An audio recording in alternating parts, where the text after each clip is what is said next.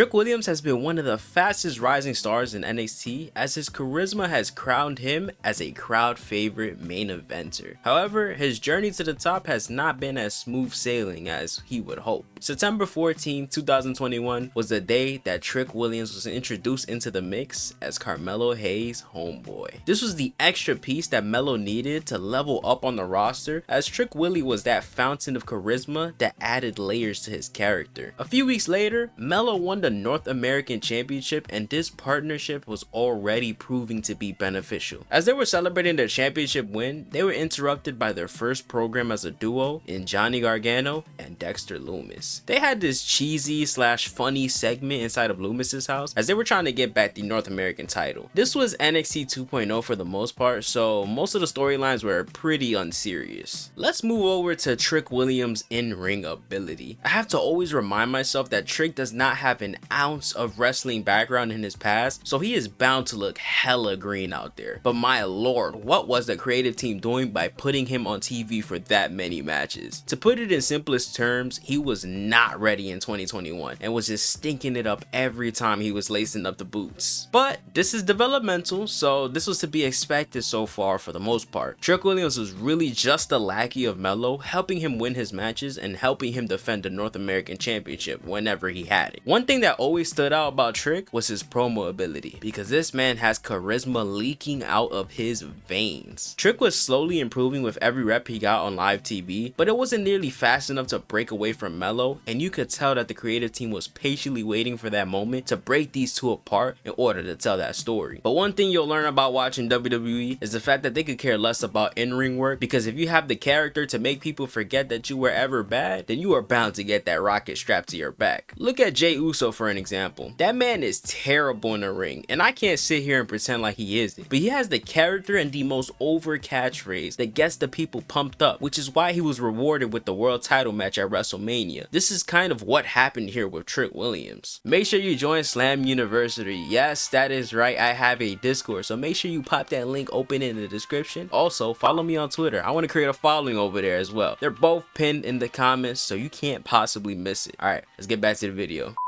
After picking up some steam, Trick will participate in a fatal 4-way match to determine the #1 contender for the North American Championship, and he ended up winning. He would then challenge Dominic Mysterio at No Mercy and defeated him in what was an average match, and this was a feel-good moment as the crowd loved him and he was finally rewarded for it. Unfortunately, the man lost the title literally 2 days later in what was still a huge head-scratcher moment, since Dom proceeded to do absolutely nothing with the title. 3 months later, Trick was back on track, getting a title opportunity by winning the Men's Iron Survivor Challenge. But this wasn't such a smooth road, as there was tension beginning to pile up between Trick Melo gang, and ironically around this time, Trick was blindsided by a mystery attacker. He was questioning everyone on the roster, but was least suspicious of his boy Melo. So fast forward, and these two were in the Dusty Rhodes Tag Team Classic and managed to make it to the final round, facing Braun Breaker and Baron Corbin, which was a decent match. In the closing moments, Melo took the spear from Braun Breaker, which cost them the win, and this is what threw everyone off because it made Melo look innocent. Then we head on to the main event of the same night, and Trick Williams will go on to put on his best match in NXT up to this date with the Mad Dragon, Ilya Dragunov. Watching this live, I couldn't believe what I was seeing out of Trick, because he was somehow matching the energy of Ilya. But unfortunately, in the end, Melo inadvertently cost Trick the title match. They were hugging it out in the ring, but this was all a trick, because Melo blindsided him and revealed to the world that he was the mystery attacker. This will lead to what was one of the best storylines that the creative team has come up with since turning NXT into a developmental brand. These two were out here doing the best work of their NXT careers, and this was one of the hottest storylines in the company at the time, and it was even being mentioned on main roster television. Unfortunately, the batch of matches that they had were pretty underwhelming, and it didn't feel like they just went through a bad blood breakup after being by each other's side for 3 years. This match could have definitely benefited from being a stipulation match, so I believe that was a huge missed opportunity. The steel cage match was whatever, and honestly felt like they were just rushing because they were running short on time. And just like that, the Trick Melo gang era was over, and I was not in the least satisfied with how that ended, but it definitely made Trick Williams an even bigger star, so I guess mission accomplished. Trick would then go on to face Ilya at Spring Breakin' for the NXT Championship. This was yet another solid bout because Ilya Ilya could do no wrong during his run as NXT champ, making Trick look better than he actually was once again. Trick would secure the win and become the new NXT champion in what was a very beautiful moment. Honestly, after winning the title, Trick wasn't involved in any programs, and for the most part, he was building his friendship with the newcomer in NXT, Javon Evans. After their tag match against Gallus, Trick was celebrating the win, and he got attacked from behind by Ethan Page. This was the perfect way to introduce Page to the NXT audience. These two will have a solid feud heading into Battleground, but man, do they not have any singles match chemistry whatsoever. Like, it was a fine match, but please let's not put these two in a ring for the title ever again. Trick retained his title in what was a match lacking any real depth. The build to Heatwave was much better, as instead of having a rematch, we had a fatal 4-way instead, which more than made up for the lack of wrestling ability that Trick inhibits. This was one of the best fatal 4-ways that NXT has put on in a very long time. All 4 guys showed out, and this was unexpected because the pairing of talent in this match was bizarre. Our boy Trick Willie lost the title to Ethan Page in what was a brilliant finish in my opinion. I was just glad that Page won the title because I just never clicked with the character of Trick outside of being a great talker on the mic. Trick's next notable feud was against Pete Dunne, and in my opinion, this is some of his best work in NXT. Now, are these barn burner matches that absolutely tore the roof off the place? No, but they were definitely great matches for Trick's standards. This honestly gave me hope that this could be the turning leaf of becoming a consistently average wrestler because he was doing really well in this feud. This ended with a #1 contender for the NXT title, with Trick Williams getting the last laugh and getting his rematch against Ethan Page. Remember when I said never let these two have a singles match for the title ever again? Well yeah, this match proved exactly why I said that. This was a nothing burger with CM Punk as a special guest referee for some reason. Trick won the title back and that was about it. Their next bout was at Halloween Havoc and it was a Falls Count Anywhere match, so surely this could top the last 2 matches, right? Let's just say that this was a better match, but mostly because they weren't wrestling for a majority of it. After Trick defeats Ethan Page, Ridge Holland attacks him from behind, which makes the ending even worse. Bubba Ray would come in for the save, and that is how they ended the PLE, with Bubba Ray coming in and beating up 2 active guys on the roster. Trick's next program was with Ridge Holland, and my god did this feud stink.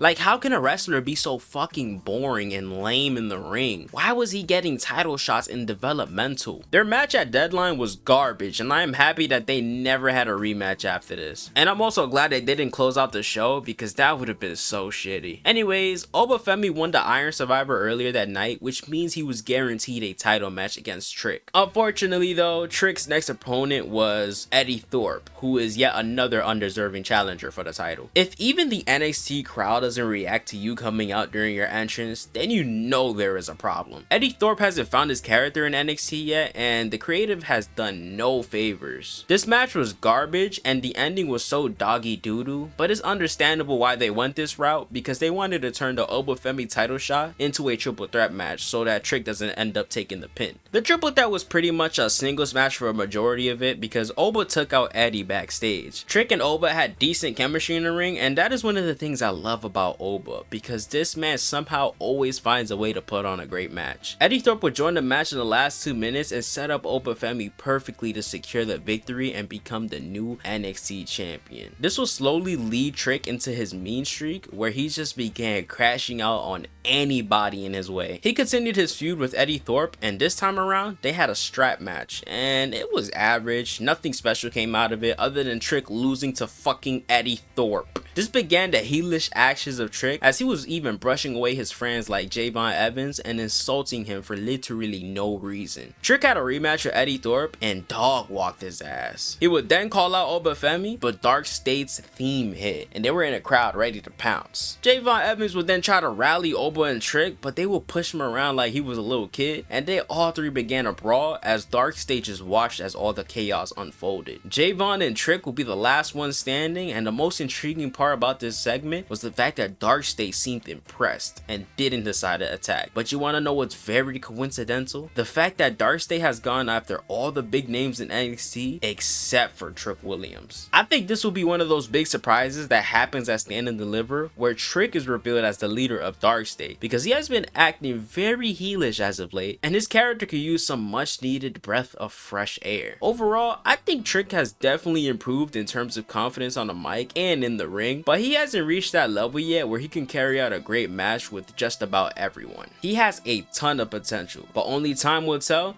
whether or not he will be able to fulfill it. If you enjoyed the video, make sure you drop a like and comment down below what you think about Trick Williams' run so far in NXT. Subscribe if you've been enjoying the channel, as I got some more banger videos to drop for you all. I hope you have a great day, and I'll see you in the next one.